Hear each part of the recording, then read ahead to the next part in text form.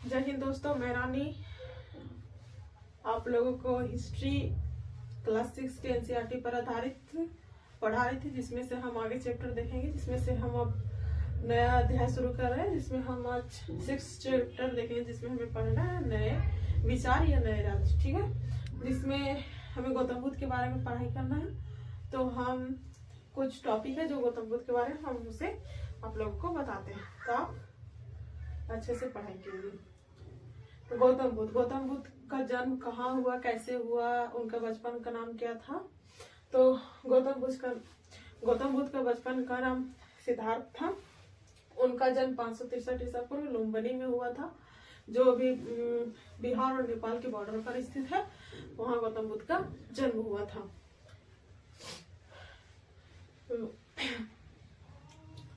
गौतम बुद्ध शाक्य कुल के थे, अर्थात शाक्य राजवंशी में पैदा हुए थे। तो वो एक शासक यहाँ पैदा हुए थे।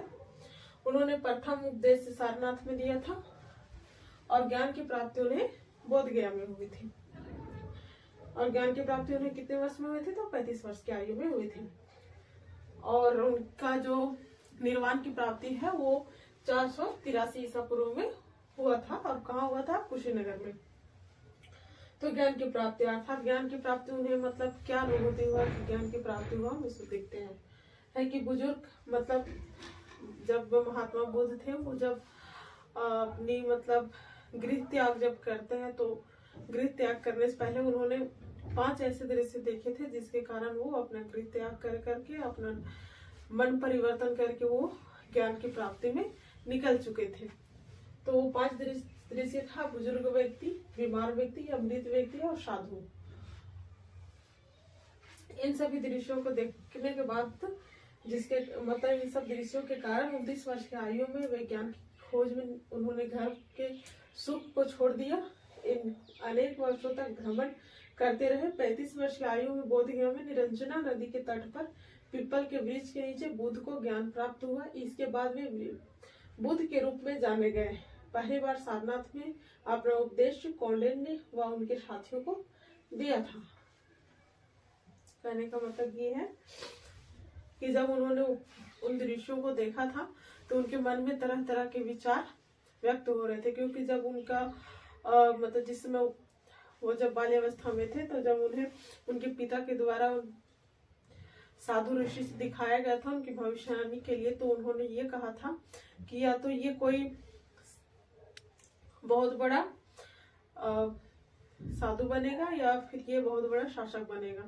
तो इसी के डर से उनके पिताजी थे, वो मतलब महात्मा बुद्ध अर्थात सिद्धार्थ को घर के अंदर ही सब सुख सुविधाएं उपलब्ध कराती थी और घर के ही अंदर उन्हें रखा जाता था। पर उन्हें धीरे धीरे दुनिया भी देखना था, तो वो धीरे धीरे बाहर निकले और जिसके कारण इन दृश्यों को देखकर उनके मन में परिवर्तन आया।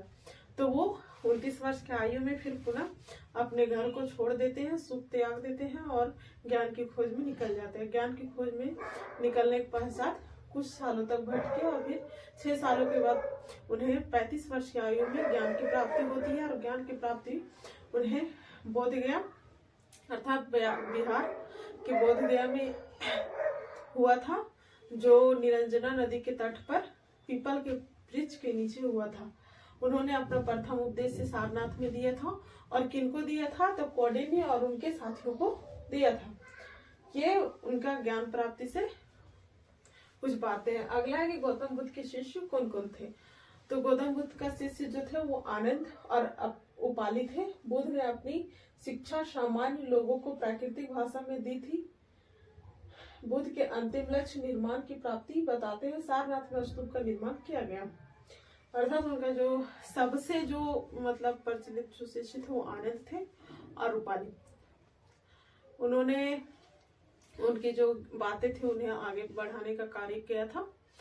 और जो उनमें जो सबसे ज्यादा महत्व दिया जाता है वो निर्माण की प्राप्ति पर है। और तो और जो सारनाथ है वहां पर ही अभी मतलब स्तूप बनाया गया है।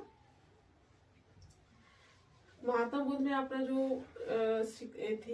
जो ज्ञान की प्राप्ति में जो उन्हें शिक्षा देना था वो प्राकृतिक भाषा में दिए थे, परंतु उनका जितना भी ग्रंथ है उपलब्ध वो सब पाली भाषा में है। जिसमें बौद्ध ग्रंथ में है विनय पिटक, जिनमें जीवन की घटनाएं लिखी हुई है। दूसरा है सुत्त पिटक, जिसमें संघ के नियम है।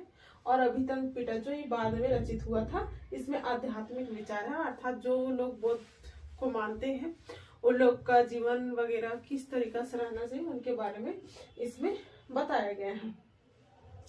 तो ये है कुछ इम्पोर्टेंट बातें जिसमें हम महात्मा बुद्ध के बारे में कुछ देखे हैं। अब देखते हैं कल। थैंक यू आज के लिए यहीं तक।